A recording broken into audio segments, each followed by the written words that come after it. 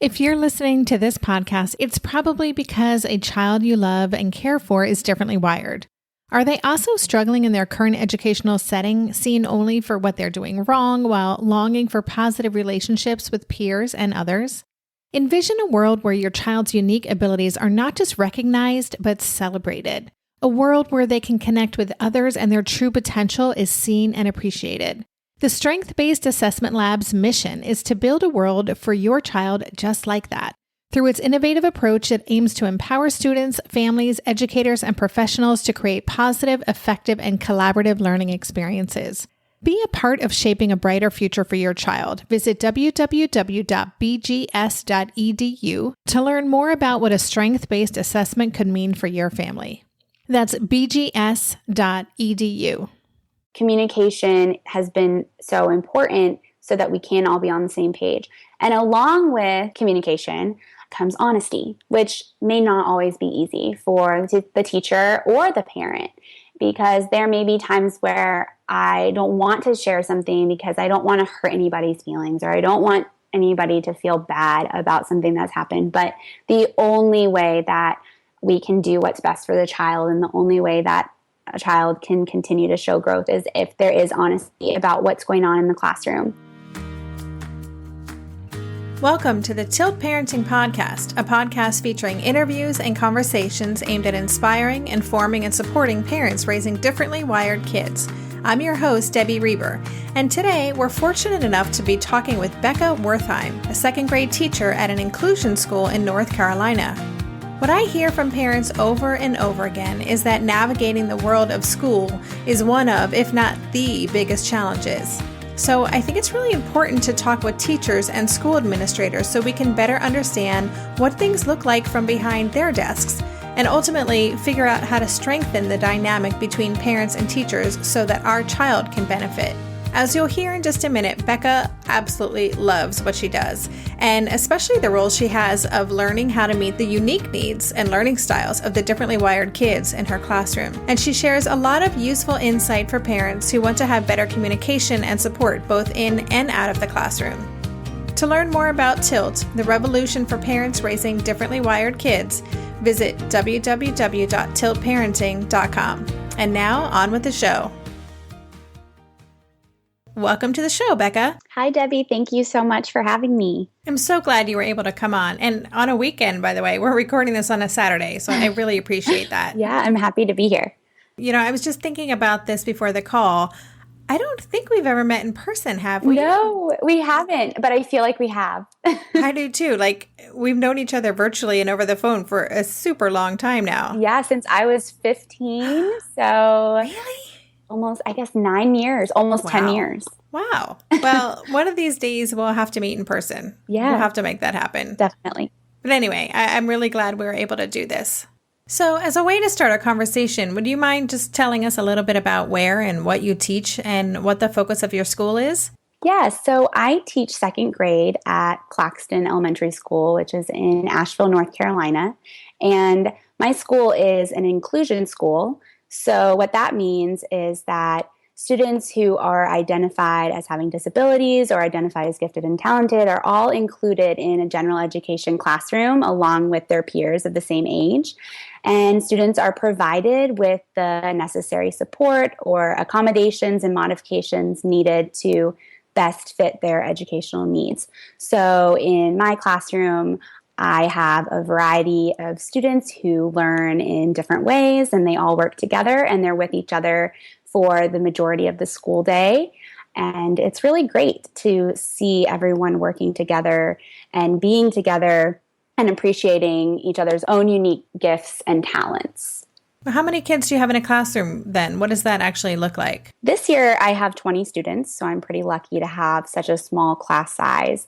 And in the past, I will typically have about 4 or 5 students who are identified as having some type of disability or identified as learning differently than their peers. So it can be up to a quarter of the class. And is it just you in the classroom with these kids, or do you have an assistant working with you? I'm very fortunate that I do have an assistant. Most second grade classes in my state, and I believe across the nation, do not have assistants. Typically, assistants are in kindergarten and sometimes first grade. So I do have an assistant, which makes a huge difference. It allows me to provide small group instruction for the majority of the day to really help meet the needs of all my students. And I'm just curious about this idea of an inclusion school. It's actually something that here in the Netherlands, which, it's a very different educational system. And in theory, they believe in inclusion education, but in practice, it doesn't always work out that way. And oftentimes, kids who are differently wired or learn in different ways, if they're struggling to fit in that classroom, then they may not be able to continue in that school. Or there are some schools who say, we just can't really support or accommodate this. So I'm curious, in your school, it sounds like this is kind of one of the tenets of your school that you're identifying as an inclusion school. Yes. So does it work? That's a big statement, but generally speaking, does it work having an inclusion classroom? What's your experience been? Yeah, well, I will say that in my experience, it is very important, and it is working as long as the support is provided.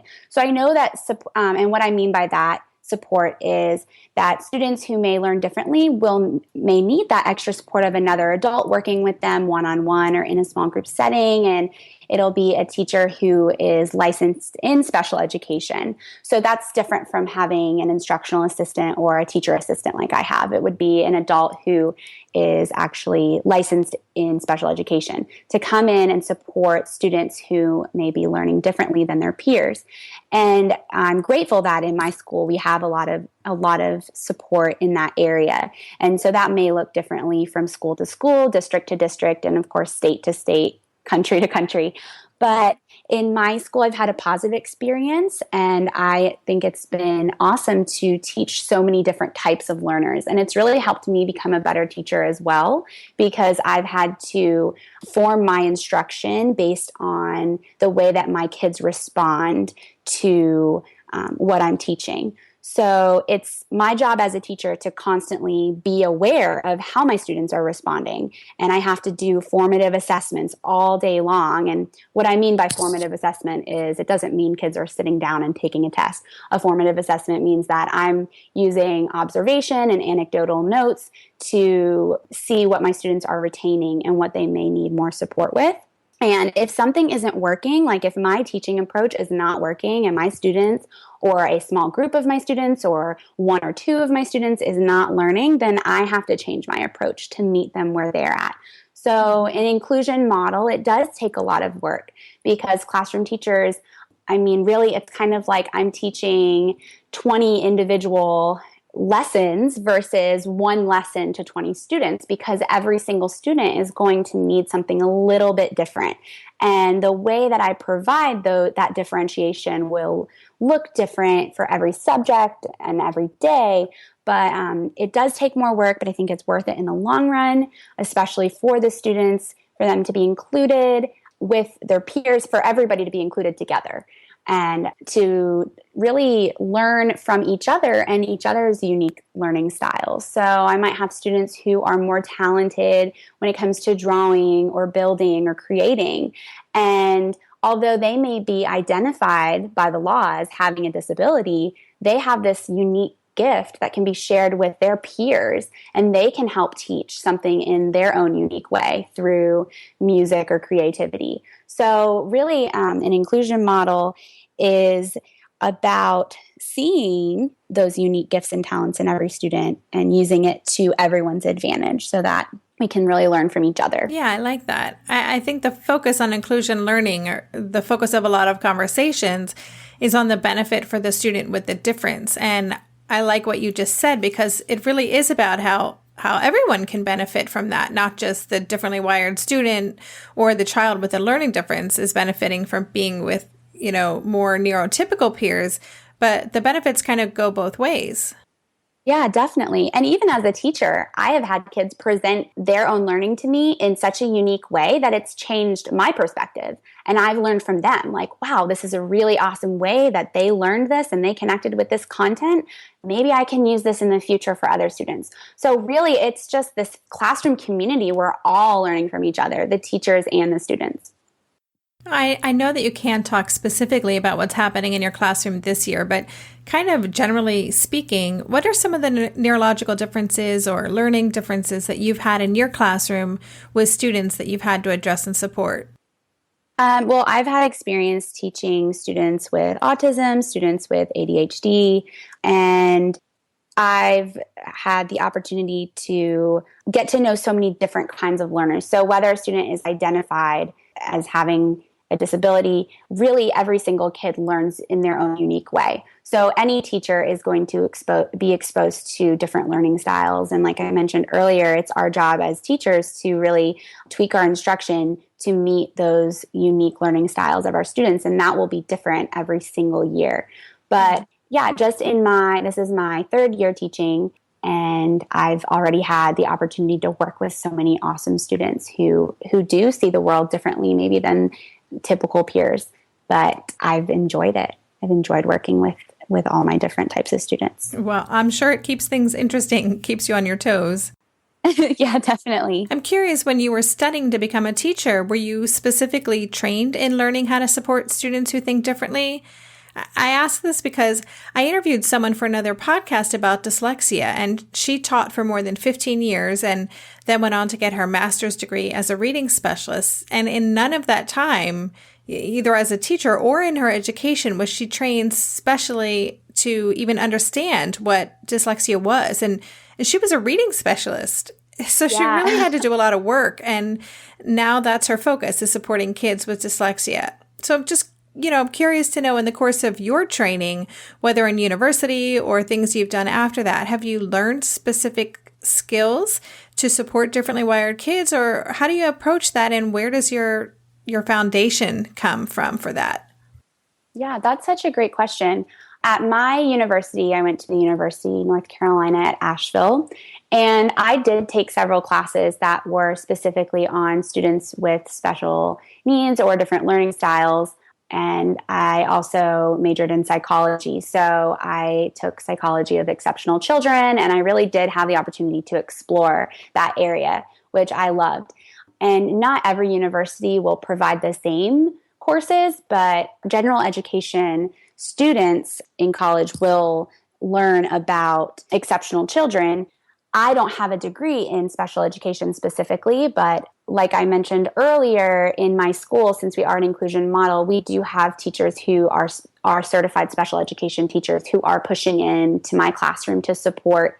They would support with kids who are identified as exceptional children. So although general education classroom teachers may not have that specific degree, they will typically have some type of experience in college. So like I said, in my situation, I had elementary education alongside psychology. So I was able to explore that area. And it is something that I may want to explore more in the future. And I have thought about going into special education specifically and getting a degree in that area. But at this time, I don't have a special degree. So I just have to ask, is it because you find working with kids who go through the world differently? Is that becoming a special interest of yours through working with the kids you've had in your classroom? Yeah, definitely. I'm very interested and intrigued. And even in college, when I was taking courses, mainly my psychology courses, I was very intrigued by children who learn differently or just not as typical as their peers. And so after my 3 years of teaching, I've just come to love those students, and it is very interesting to see the world through their eyes. And like I said earlier, there have been times where students will show me something in a way that I've never thought of it before. So I am learning from them just like they're learning from me. Yeah, that's awesome. Love that. And they're obviously lucky to have you as a teacher with that kind of open-mindedness and the willingness to kind of see the gifts. It's not something that every teacher is able to do. And it's so exciting when teachers are able to really appreciate and enjoy different ways of approaching problems and seeing the world and approaching school and all of that kind of stuff. So that's really great to hear. And that's why support is so important in this school as well, because I am fortunate to have support of other adults, and I'm not in a room by myself. But I can say honestly that if it was just me in my classroom without any support pushing in, then it would be very difficult. And so it is important that teachers are provided with the support that they need to be able to give students the support that they need. Yeah, absolutely. Absolutely. I'm sure every teacher listening to this is nodding our head vigorously. Yeah. Well, I know for a lot of parents, and I know this is definitely was the case with my husband and me, a lot of parents of differently wired kids, can have, I would say, a tricky relationship with their child's teacher. And, we were talking before the call about how Asher's last year in school was in second grade, and he was in a public school in Seattle. He had an IEP, and he had this really awesome young teacher who worked really hard to try and help Asher be successful in the classroom. But, I was the parent in our family who did all the school pickups and volunteering and meetings and handled all the phone calls and all the emails. And I really had to spend a lot of time working with this teacher, and there was a lot of back and forth communication, daily communication some of the time, where we were having to check in on Asher's, he had this behavioral support system. So I had to check in to see if he earned his points for the day, because then that would be reflected in what we did at home. And sometimes even just picking him up, depending on what had happened that day, we'd always make eye contact, the teacher and I, when I picked him up outside the school, and I'd either get an excited smile with a thumbs up, or more often a deer in headlights expression. And, on the really bad days, he'd ask if I had a few minutes to talk. So all that to say, it can be a tricky relationship. Having been on the parent side of it, I know how tough that was from my perspective, and also always trying to understand and empathize with the teacher's perspective. Darren and I are prepping for a big move at the moment, so we are fully leaning into any and everything that simplifies things, and that absolutely includes meal times. At a time when my executive functioning skills are being pushed to the limit, even planning and executing dinner for our family these days can feel like a really big lift. That's why I'm especially grateful for Green Chef, a meal service that offers pre-measured and prepped ingredients to my door. Each box is packed with foods you can feel good about, like whole fruits and vegetables, plus lean protein and whole grain options. In fact, one of the things I love most about Green Chef is that they offer options that prioritize gut and brain health, with science-backed recipes that feature ingredients like fiber, antioxidants, and omega-3 fatty acids. During this time of lots of stress, it feels really grounding to know we're supporting ourselves nutritionally. I will take all the support I can get. And Green Chef doesn't just cover dinner recipes. I can add high-quality breakfasts, lunches, and snacks to my weekly box from Green Market. Green Chef has a special offer for Tilt listeners. Go to greenchef.com/tilt50 and use code TILT50 to get 50% off plus 20% off your next 2 months. That's 50% off plus 20% off your next 2 months when you use the code TILT50 at greenchef.com/tilt50. Green Chef, the #1 meal kit for eating well. Maybe I've watched too many seasons of The Amazing Race, but every time I have to go somewhere on the subway, I treat it like a competition. It's all about making the right gut decisions about which route will get me there the fastest. Sometimes those decisions get me where I'm going early, and other times my gambles don't really pay off. Probiotics can't help with most gut decisions, but if your gut needs a little support, Ritual has your back. Their Synbiotic Plus, a 3-in-1 supplement, has clinically studied prebiotics, probiotics, and a postbiotic to support a balanced gut microbiome.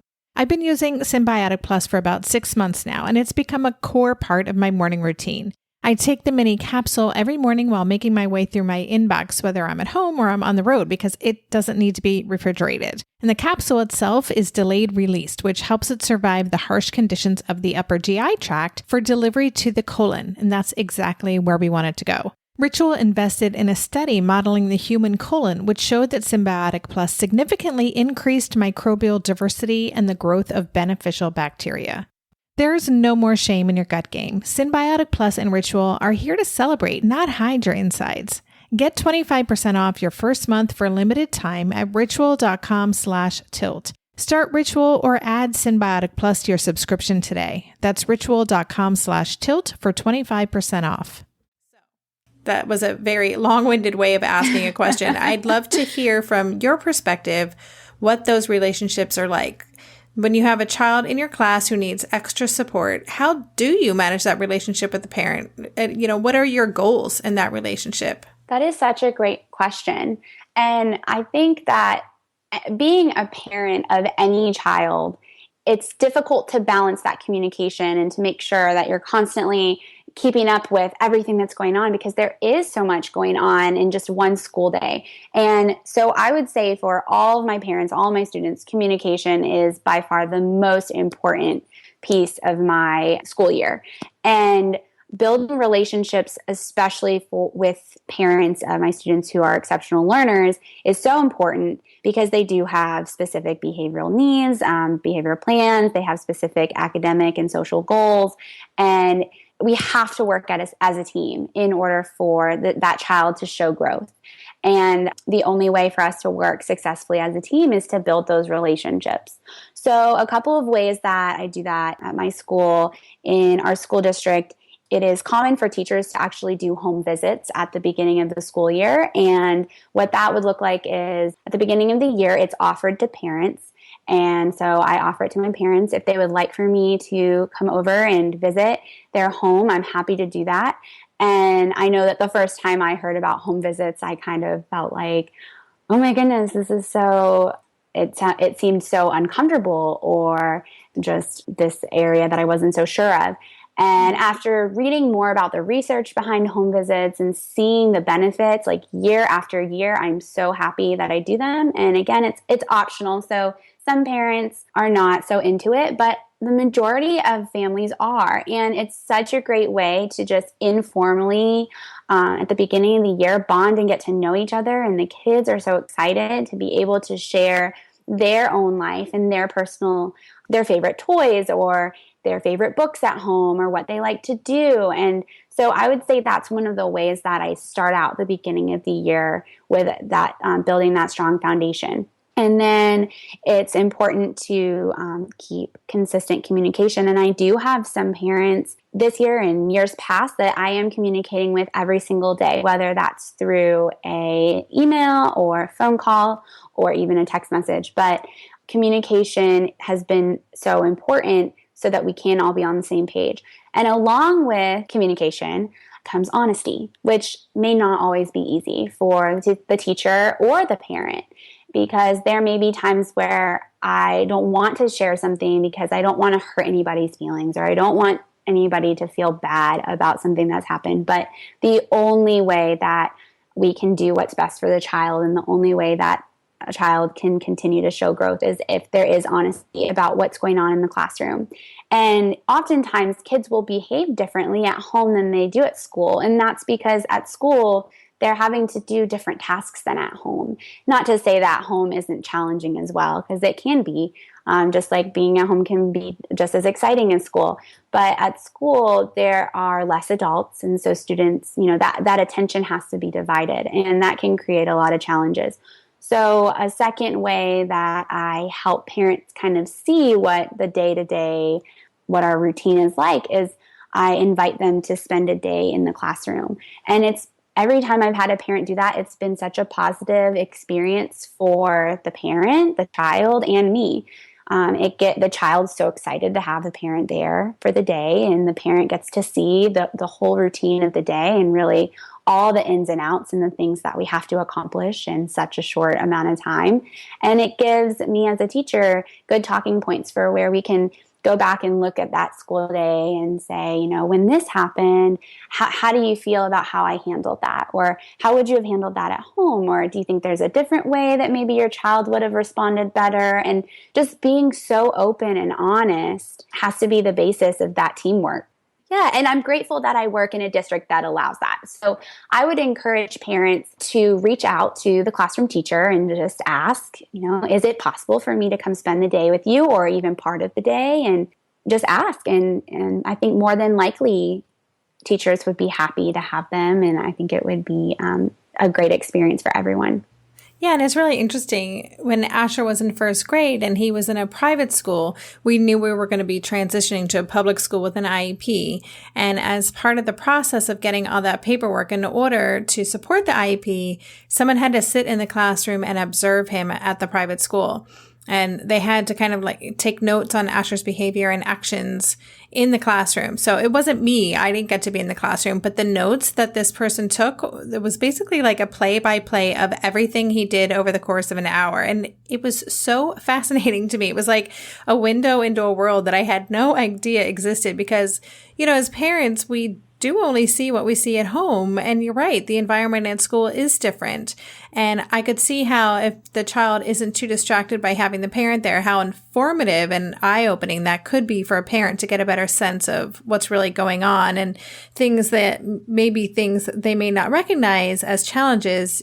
You could see how in a classroom that could be really difficult. Yeah, it's really cool.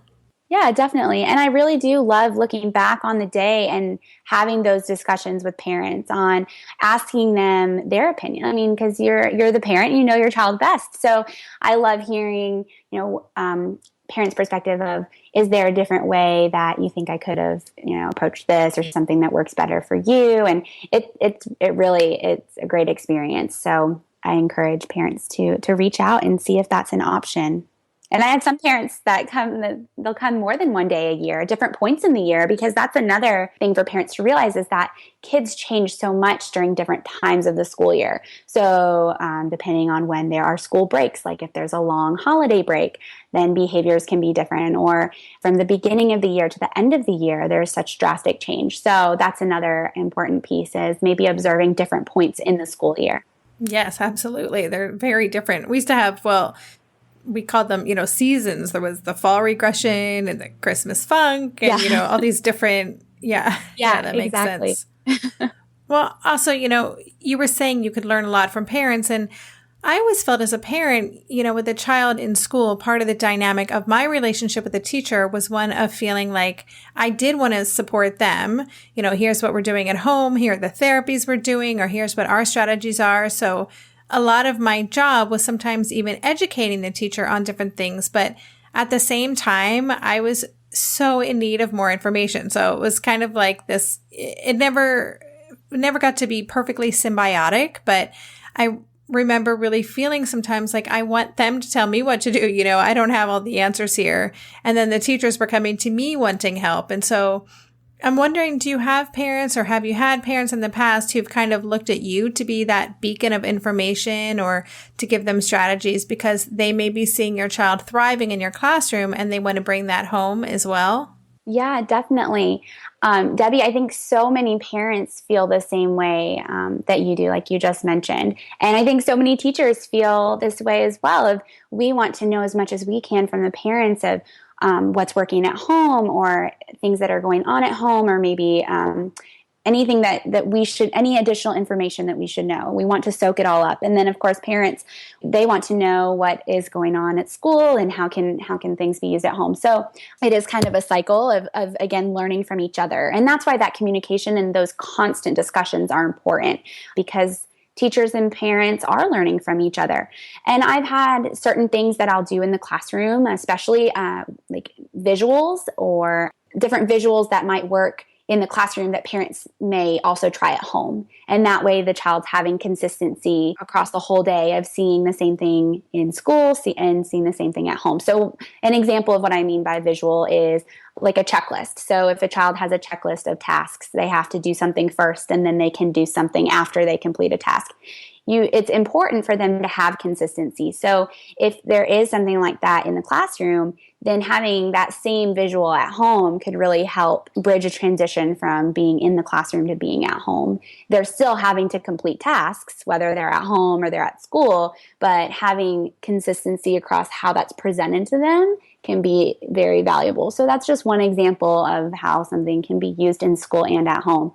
But really, you hit the nail on the head, and with what you mentioned earlier, and how it seems like we're just always constantly trying to learn more information. And sometimes parents will want me to have more information than maybe I know, but then I may want to know more information than the parent knows. So just keeping that constant communication, working together as a team, like I can't stress enough the teamwork aspect and how important that is.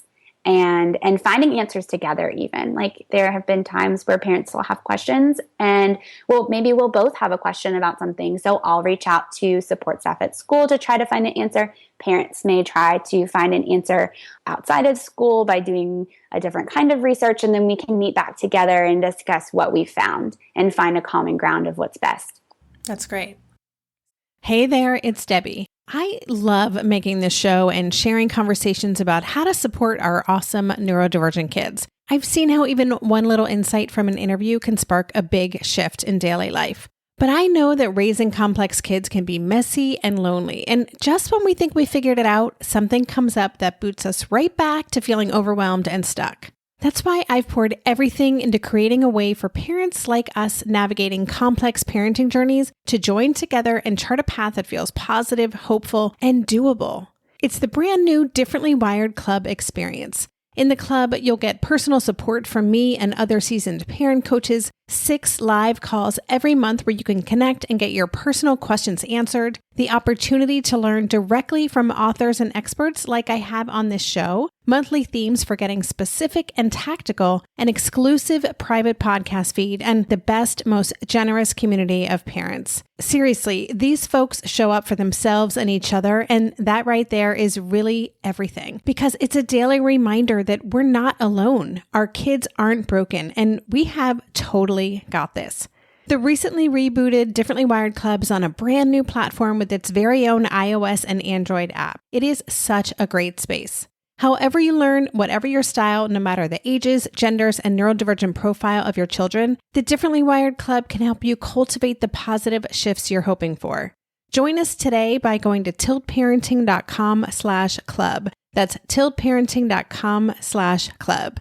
I hope to see you on the inside. Are you overwhelmed by the things that get in the way of you doing what you want to do? Are you looking for ways to simplify life to better align with your values? Do you want to create space in your schedule so you have room for more of the good stuff? Play, joy, relationships, gratitude, and more? If you answered yes to any of these questions, I invite you to check out Edit Your Life, a podcast to help you edit the unnecessary from your life so you have more room to enjoy the awesome. Through episodes with me, Christine Coe, and a range of super smart, compassionate, and thoughtful guests, you'll come away with big picture insights and practical ways to declutter your home, schedule, and mental space without getting bogged down by perfection. I have always believed that small moments and actions matter tremendously. My goal is to help you find agency and space in your life through doable baby steps that will leave you feeling accomplished instead of overwhelmed. Check out Edit Your Life wherever you enjoy your podcasts. So because second grade is a year, in my experience and from what I hear a lot from parents who are part of the TILT community and friends who are kind of on a similar journey, and first and second grade seem to be pretty critical years because it seems like those are the years when there are different ways of being differently wired, ADHD, Asperger's, different things going on. It tends to really become magnified in a first or second grade year because, up until that point, some of their behavior may have seemed appropriate, maybe immature developmentally, but for us, and again, what I've seen with so many other families, that's when the behavior of, some kids starts to stand out more. It's kind of like, something is going on here that may not be typical. So I'm curious, as a teacher, does that happen to you? At an inclusion school, it seems like going into a school year, you kind of know who your kids are, who have different needs, but has it happened where you've been teaching and you've been the one to discover or bring to someone's attention, I think there's something going on here that needs to be assessed or looked at more closely? Yeah, definitely. Like you said, first and second grade are very pivotal, important years, and most kids are typically identified, at least in my experience, in first grade or second grade as where an IEP is put in place.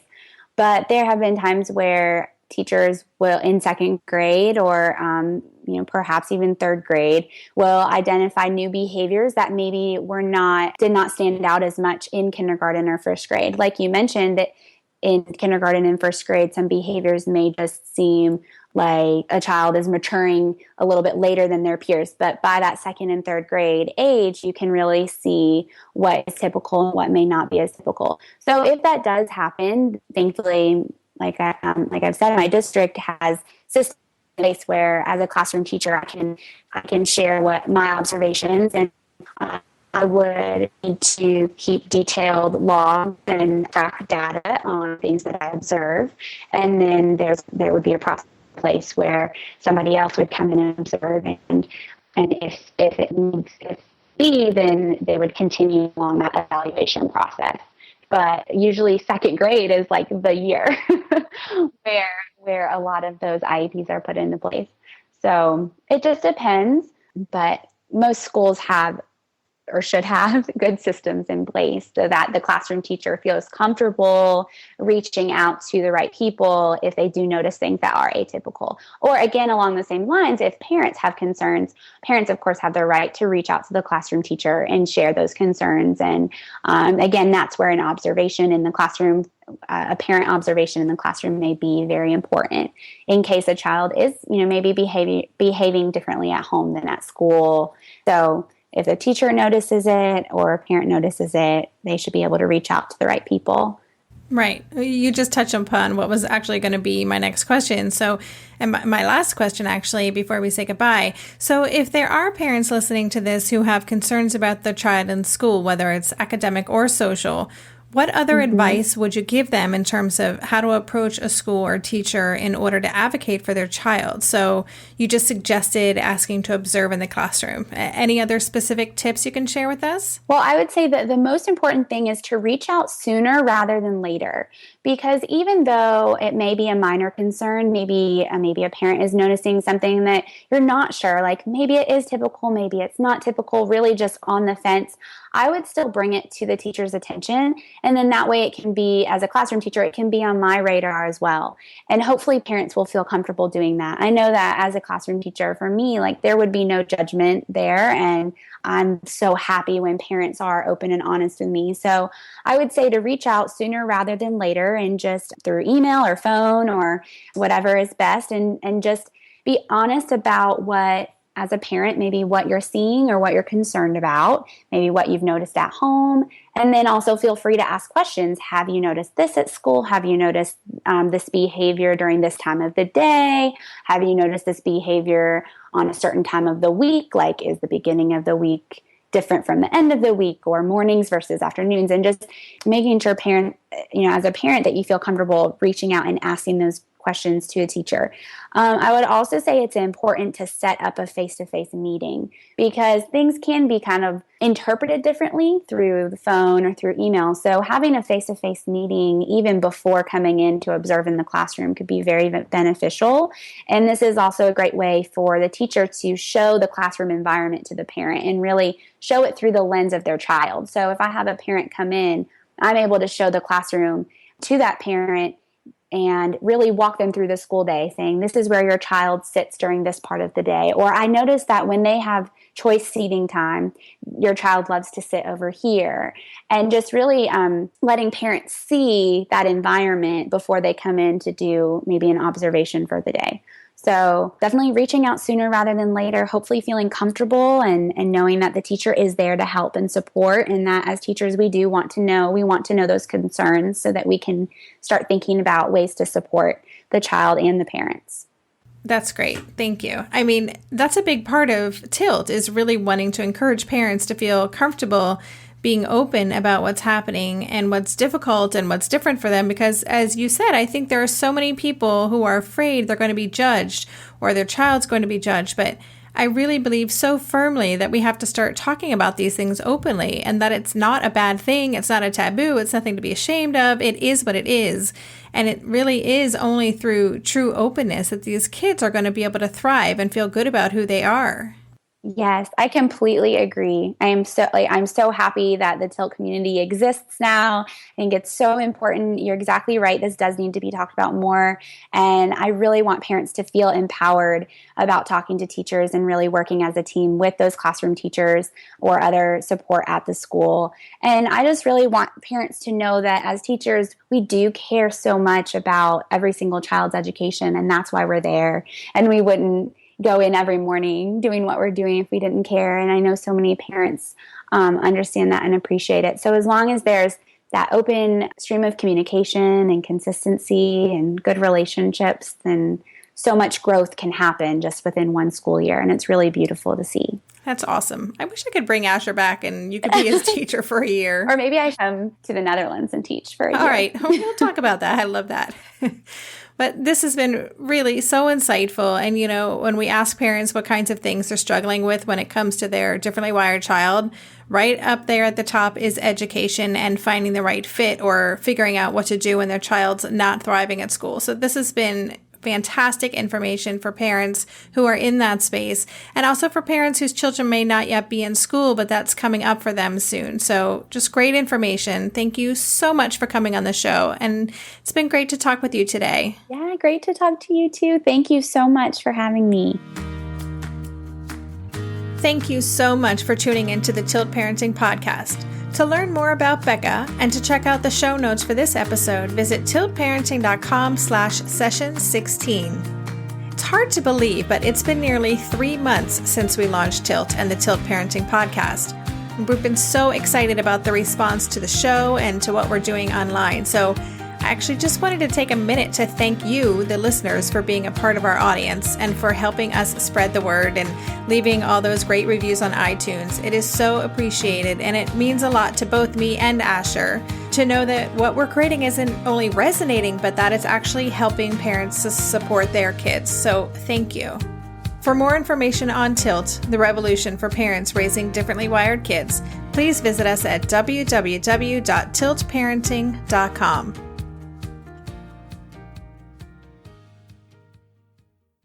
If you're a parent, I invite you to join us at the Mindful Mama podcast, where it's all about becoming a less irritable, more joyful parent. With sometimes hilarious and always thought-provoking experts and friends, at Mindful Mama, we know that you cannot give what you do not have. And when you have calm and peace within, then you can give it to your children. I'm Hunter Clark Fields, and I can't wait to see you there. Listen in to the Mindful Mama podcast.